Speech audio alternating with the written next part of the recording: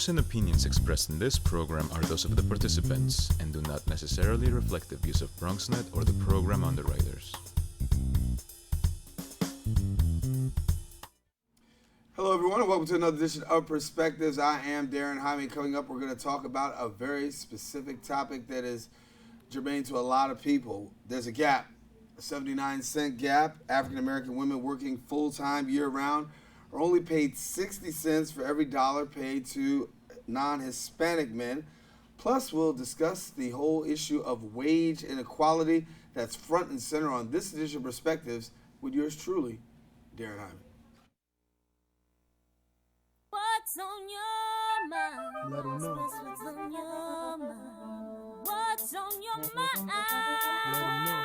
Anything relevant to life, you bring it to the table. Whether you make a move solo or a movement with a stable. No fables, you speak on your decisions. Cause in the long run, it's your voice, your views, your vision. Keeping it real with many messages for you to know. This ain't radio, but DJ runs the show. Entertainment, he rocks it. Politics, he locks it. The host with the most would handle any topic. Don't forget to share your perspective with shines of light. Cause it might make a difference in someone else's life. Make a difference. What's your perspective? Express what's in your heart and your mind. Share your perspective. And hello, everyone, and welcome to another edition of Perspectives. I am Darren Jaime. We want to thank you for watching. As always, you can check us out every week here on Perspectives on Channel 67, as well as you can check us out on the internet. Now, if you want to do social media, yes, Facebook, Twitter, Instagram, we're all there. My professional page, Darren C. Jaime. And there you can find out about what's happening on the show and if we got a future episode, how you can get locked in. And so, talk about today's episode, wage, income inequality, a very passionate issue right here for many people. And we got two very special guests who are here in studio. My first guest who's in studio is a dedicated activist. She's a passionate leader who's always at the forefront advocating for change in her constituency as well as in New York City as a whole. She's no stranger to us here on Perspectives, where she's one of our key political analysts from time to time. Her name, Joyce Johnson. We welcome her back to the show.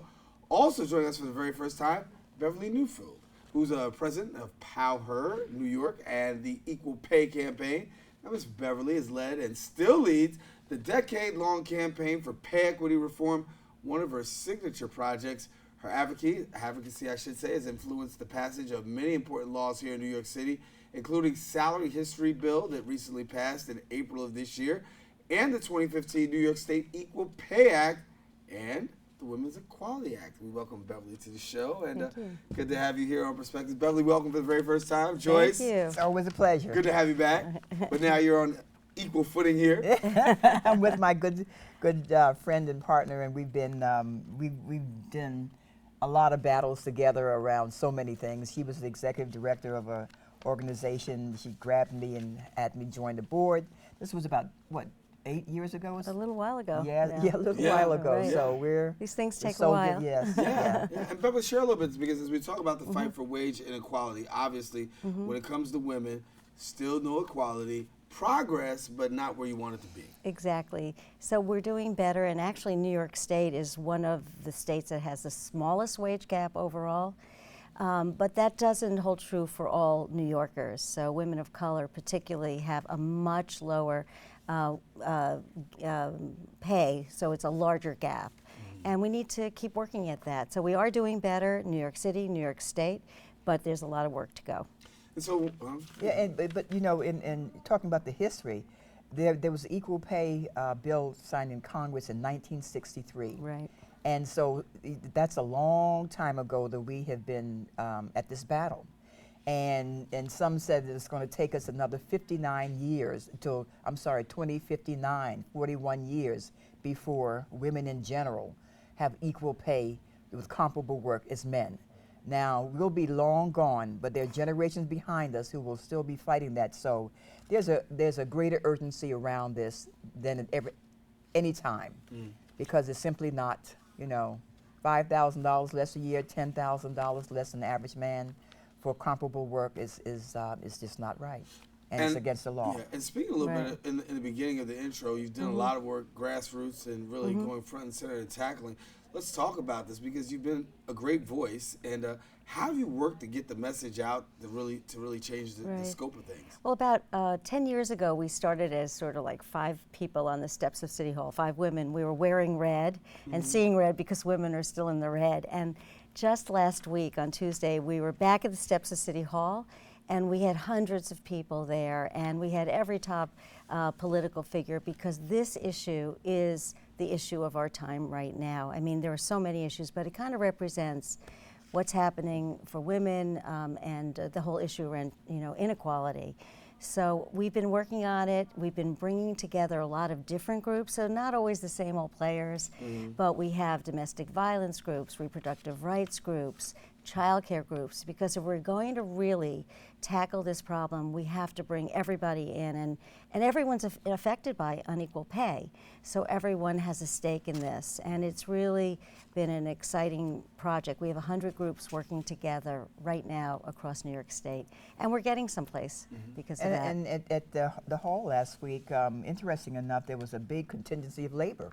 Yes. CWA Local 100, 1180, yeah, 1180, right. big, and Right. so it is growing, because the economic disparity, and I'll say this as African American, we are disproportionately single heads of households, and so we raise our families, and when there's that income inequality, disparity around equal pay, who suffers but our families and our communities? And if it were brought to parity, we could be greater contributors not only to our own, but to the community at large. This money then goes back into the economy. So there is greater urgency, and I think that what we appreciate about being here today, and hopefully Beverly can come back some more, because this is a drumbeat that needs to be done. We're doing so many things, so many issues, but for we as women, this is a paramount issue in terms of our employment, economic justice, family justice, and survival. So have us back some more, so that the women in the Bronx and in your wide range can hear more about and join this movement, because it takes a movement. Well, let's talk about the movement, because there's a cause that you're fighting for. Right. And let's talk about the cause of wage inequality and this Right. injustice. Where is this stemming from? Right. Well, there's definitely an issue around wage discrimination. So a woman goes in for a job, she gets paid less. We're sitting here in a college, and the typical young woman who leaves her college desk and goes to a work desk is going to get almost 9% less for her first job, and then the next job and the next job, or it multiplies over time. So there's definitely that, but it's also the work that women do. Women are paid less because many of them are in caretaking jobs, and those jobs just aren't valued. So we ask the question, why is a woman who takes care of our children, why is she paid less than someone who takes care of a building? It has to do with our values as a country. So we have to look at that, and then we have to get better jobs. Women need to go into non-traditional fields, right? Those are good paying jobs, and we see that happening more and more. So it's sort of a combination of issues, and then of course I mentioned things like benefits, like paid family leave. Without that, how can you really succeed in your job if you can't take time off to have a family or a sick parent, So those are really important issues too. So those are kind of like 4 of the main causes that we see. And awareness obviously Yeah. is a big key, right? So, The awareness, I was telling Bev before we came on that I had a situation going back many years ago when I came to corporate headquarters here in New York for a major Fortune 500 company. And the first evaluation that I got was not a great evaluation. And we were going through hard times, and so your salary increase was directly tied to your performance. And so the senior vice president of human resources called my immediate supervisor to task on this, because he sees me around and knows my performance and work. And he said, why did you give her, basically an average performance rating? He said, well, no, she is above average, but because of the restrictions in salary, another colleague, a male colleague, he felt that he should get more money than I did because he had a family. Now we were doing exactly the same performance level, but he was ready to penalize me, and give me a lower performance rating and lower money because I'm divorced woman. My daughter was out, in college, and that was okay versus helping a guy who has a family. Those kinds of stereotypical attitudes and biases over time have, I think, created a lot of this. And I have always made the assumption that I was paid the same. Right. And so if you don't ask, no one will tell. And I think well, the reality though is if you do ask, they're worried about asking because they think they could get fired, and that's actually what's happened in the past. So one of the great things about this equal pay law that we passed is that there are protections for workers to talk to their fellow employees about their salaries, so they can say, how do you know if you're getting equal pay if you can't talk about it, right? So that's transparency. So that's definitely something that there are more protections in New York than in almost every other place in the country. Wasn't so that law that's just good. passed just this week, the governor? Right. Well, but what Joyce is talking about, is the way something increases over time. So in this case, it's because they thought you didn't need as much money. Well, I think 6 out of 10 women are either the breadwinners or the co-breadwinners. So that's just not true, and it never was actually, right? So that's what we were addressing, last week when the City Council passed a very important ban on the use of salary history in the hiring process. So if you can't ask now in New York City, private employers and public employers cannot ask what was your past salary, because it really doesn't tell you if you can do the job, and it should be based on your match to the job and what the job is valued, so. Yeah, and Joyce tapped in this a little bit because she talked about the unawareness. Because Right. here you are, you're working, you're doing your job, and it was only until you got to a certain place that you found out, oh, hey, there's something going on here. Do you find that even today that a lot of women and men are really unaware of this whole inequity? Absolutely. They are absolutely unaware of it. And it's just, if we're trying to dig down, a number, 79 cents to $1 in New York, it's bigger, it's better than that. But that doesn't get to how do we fix the problem. And so we have to fix the problem by kind of dialing back and seeing how does it multiply over time, what's causing it. And people definitely do not know what their colleagues make. So, but also, you were talking about CWA 1180. In that case, a group of women had basically the exact same job as a group of men, but their title was different. And because their title was different, they were paid for years, and they were going back many, many years, they were paid less. But when you looked at the work they did, it was the same work. So now there's a negotiation with the city to fix that and to give them their due. And Mayor de Blasio announced on that day of Equal Pay Day that the city would come to terms with the union. So we were very excited about that. All right, well, stay with us. Come take a quick break, come back, and then talk a little bit more about the demographic and also get into African American women and talk about the inequality there. Stay with us. That's up next. Wage inequality, women's inequality, all that next right here. Hey, look, it's those guys. What's up? What's happening today? Let's go, those pearly whites, man. Yeah. Boys, check it out.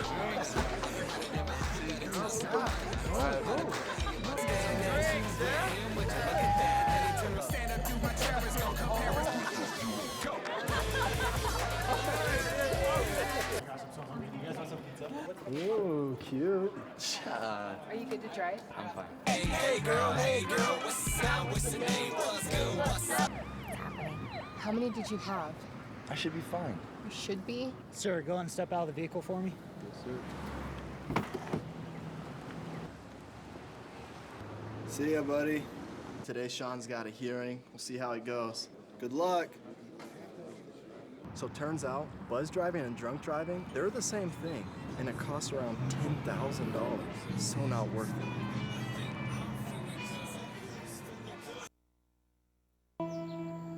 I'm only 17, but I know about investing. Believe in something, buy shares in it, watch it grow. So, what if you could invest in the future? The future of kids, like a stock. Not the kind of stock that's about making money, but a stock for social change. a whole new kind of investment called Better Futures. When you invest, it helps kids go to college. I could be one of the first college graduates from my family, the first philanthropist from my neighborhood. And if I'm the first, then maybe there's a second and a third.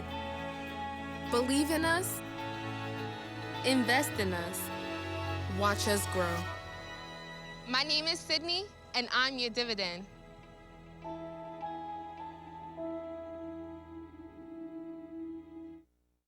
Continue our conversation with Beverly Neufeld and Joyce Johnson here, talking about wage discrimination, inequality.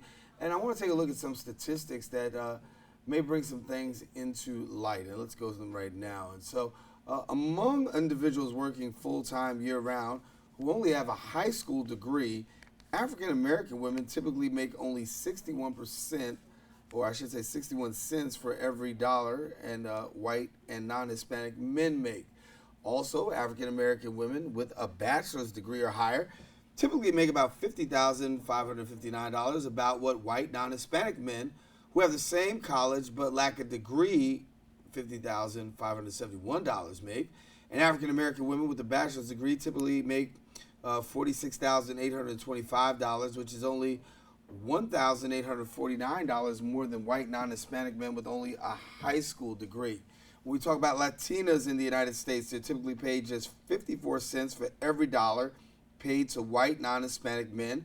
And overall, women employed full-time, year-round, are typically paid 80 cents for every dollar paid to men who are employed full-time, year-round. And so when we look at those numbers, what comes to mind immediately for you? Pay me my whole dollar. No, seriously, you know, and I'm glad sometimes, you know, Bev has, and I've been at this for a long time, but when you hear these numbers and you look at yourself individually, some of your audience, they're saying, wait a minute, am I affected by this? And so what comes to mind is that, you know, with this knowledge in general, then you must assume you are part of that in general. Mm-hmm. And then we've got to do something about it. So that's legislation, that's information, that's advocacy, and perhaps even for a women saying, you know, how do we change these things, laws and whatnot, through legislation. How might I affect that? Run for office. Run for office to get into it, because these things matter to us. It matters to everyone. And it seems to me, I think the burden of women we carry is the work of community. Part of this, a big part of this is economic justice, economic equality, and just simply right, just simply right. And so, you know, no one, all of this has been, as Bez has mentioned, laws on the books, but the movement is take this sort of silence, let this be known widely. Those of us who've been active at this for a long time have been working at it, but the greater power and the potential is that all women who become aware of this and say, wait a minute, hold up. What can then we do about this? And so that's the work of Power, that's the work of our legislators, that's us petitioning them to do the right thing. That's us also saying, maybe I'll step into this, into the real game, and go the political way and have an impact. So at Power, we're trying to, you know, engage people and educate them, and it's the public, but it's also our legislators, our elected officials, our leaders. So just let me give you this. This is called Power of the Vote for Economic Equality. So right before the election, we had 10 weeks where we looked at different issues. And we said, you know, let's look at the issues that we call women's issues. And then ask your candidates, whoever's running for office, ask them, what are you going to do about this? Now, equal pay is one of the, you know, things everybody's kind of hopping on the bandwagon. It took 10 years, but now everybody's agreeing, you know. But some of the other issues are really important. And so we need to make a connection between our leaders and the issues that we care about. And I just think we're at a sort of this moment in time, you know, because of the election, because of this movement and the resistance movement, where we have the energy, people are engaged. The question is, what do we do with our energy? And so here at Power, what we're trying to do is, you know, help people get the information and then take action. So from now until June, every week, we are taking some action, which is right now we're calling for a passage of a bill like the one we passed in New York City to happen in New York State. You know, so we need those protections across the state. Although our governor has done very well, and so has de Blasio done, the mayor's done very well with these things, we need to have legislation so everybody's covered. So that's like what we're doing right now, we're looking at right now. But it's an exciting time, actually, because people are really engaged, and so it's a real great opportunity. Yeah, you know? and Joyce talked about, go to vote and really getting the government involved. How effective do you think right now is government in addressing this issue? I mean, we heard about it a little bit on the campaign trail, just a little bit, and I can remember specifically hearing about it out of the Democratic Party. Right. Yeah. I don't remember, and I'm not casting aspersions. I don't remember hearing it specifically out of the Republican Party. I don't think you did. Being driven. Is there this inequality amongst the parties? We're talking about the national scene. It's really different. So that we have this obligation to resist these rollbacks to things that we've worked so very hard, to gain. So that's one part of it. But we live in New York. And New York has a real opportunity. We have certainly in the city a great progressive city council, and our mayor has done a lot around this issue, and Governor Cuomo has done a lot, and he's pushed, and there's some terrific leadership there too. But they're not going to do anything if they don't think that we're listening and that this is what we want. So there are a lot of issues, and we have to make sure that our issues are heard. So I think we have a lot of opportunity to actually create a dialogue for the country and have New York as an example of progressive agenda. Well, since we have this forum, you should give your website, because your movement starts with, tuning into, you've got 100 organizations. I'm sure there are organizations out there would like to know and join in, because it is a critical issue. It's always, Bill Clinton in 1992, his theme was, is the economy stupid? Well, it is for us. It is absolutely for us. That's where our real opportunities for ourselves and our families begin and end. Right. Well, everyone's welcome. It's POWHER New York. It's POWHERNY.org. We're on Twitter, Facebook. It's a virtual campaign, so everyone is invited, organizations, individuals, and there isn't you can do something small or large, but just be part of this movement for economic equality, and we welcome you in. I want to bring some pictures up onto the screen right now. Take a look at some of the things that we're actually going to take a look and get your comments and share a little bit about this and tell us what we're seeing here. Right. I can see it here as well. Yeah. So this was on Tuesday, Equal Pay Day, April 4th. And we had, the sea of red here. All the dignitaries are here. And this is a worker who is talking about the fact that she doesn't have predictable schedules and how it really does so much damage to her, her economic, feasibility. It was really a poignant moment. And predictable schedules is sort of like the next thing on the agenda for us to take care of. And there is movement in the City Council for a fair work week package. And it will help workers so they can really figure out it. Do I have to go to work or not that day? Do I have to get a babysitter or not that day? Yes. And not just be called the last minute. And this is CWA 1180, and they came out in force. They didn't know would they be getting good news or getting bad news, and it turned out that Arthur Chiliotis, their president, announced that there was good news. There was going to be a settlement of their very long case. So, and this is the speaker that we had from retail workers speak. She's a retail worker. So it was an exciting day because everybody came together, around this cause, and it was pretty exciting. I think I was there the first years when just a couple, right? and then to have this, so it is growing for all the obvious reasons, obvious reasons. And then of course, as we talked about progress being made, you talk about the salary history ban, and that's really a major it is a major step when you can say, listen, we don't have to find out what you made before, right? And how big to you was the passage of that? It's really huge for New York City.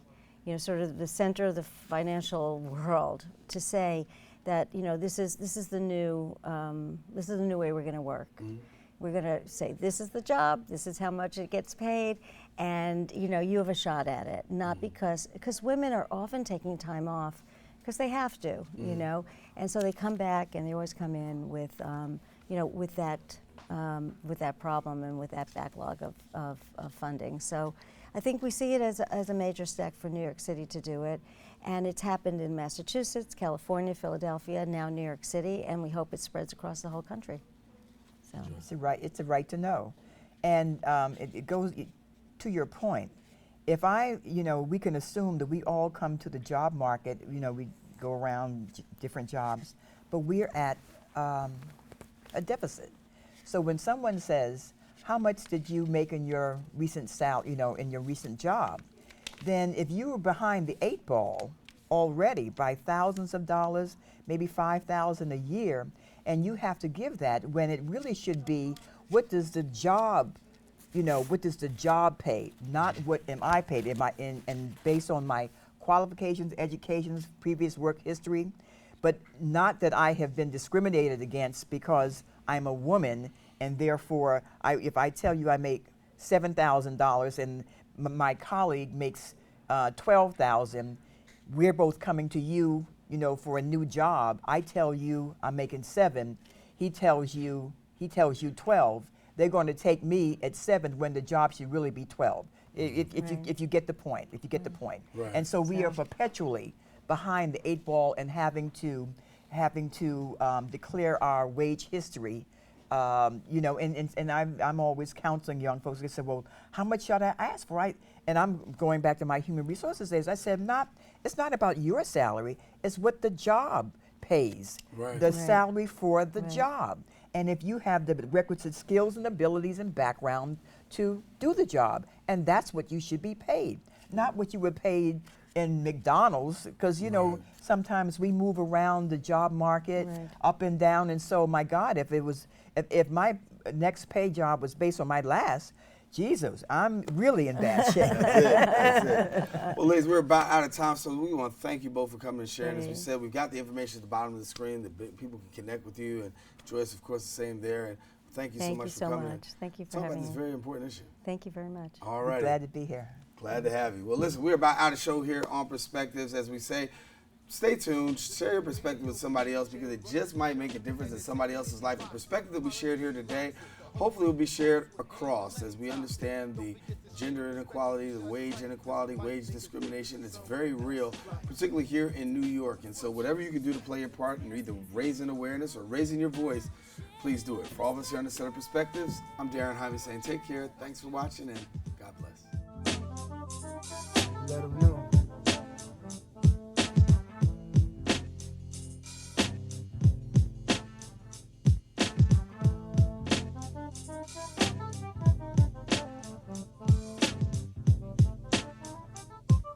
What's on your mind? Let 'em know. Express what's on your mind. What's on your mind? Let 'em know. Anything relevant to life, you bring it to the table. Whether you make a move solo or a movement with a stable. No fables, you speak on your decisions. Cause in the long run, it's your voice, your views, your vision. Keeping it real with many messages.